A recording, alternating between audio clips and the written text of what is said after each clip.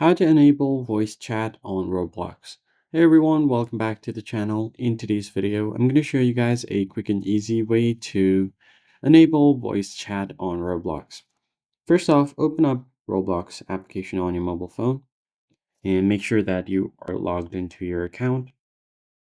Once you have done that, the next step is to go ahead and tap on the More section at the bottom right.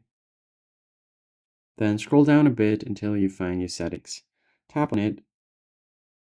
And from your settings, you need to go to account info.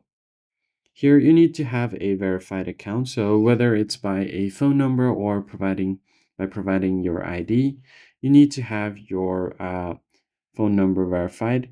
And you also need to be 13 plus. You can use your ID to verify your birthday and you should be able to access voice chat. Now from here, go over to account info. Then go to privacy and content restriction. Once you tap on it, you need to go over to communication. And if your account is verified, you'll have a voice chat option right below camera input. Tap on it and you can easily enable it. That's basically it, guys. If you found the tutorial helpful, like the video down below and subscribe, and I'll see you guys in the next one.